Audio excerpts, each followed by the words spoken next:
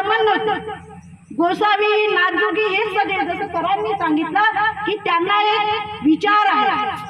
आणि आमच्या घरी आजीचा गुरु हा गोसावीच आहे. मला त्यावेळेस खूप चांगलं वाटायचं की बरं झालं आपल्या घरात ब्राह्मण येते.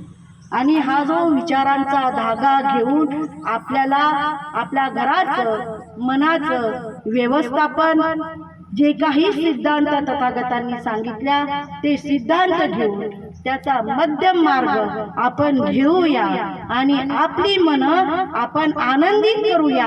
आनंदाने या देशावर जे काही वादळ येईल ते वादळ पलटवण्याची ताकद या फुले शाहू आणि तथागतांच्या विचारात आहे. एवढंच मी बोलते आणि थांबते.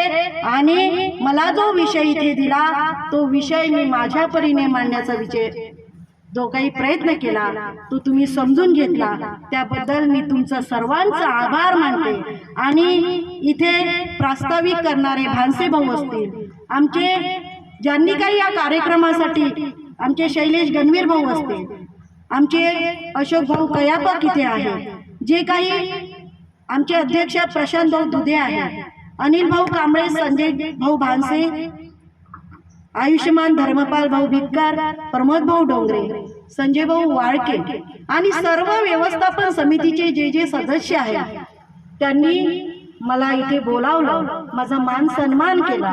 त्या सर्वांचं मी मनापासून आभार मानते आणि इथे थांबते. सर्वांना माझा नमो बुद्धाय, नमो बुद्धाय, नमो बुद्धाय.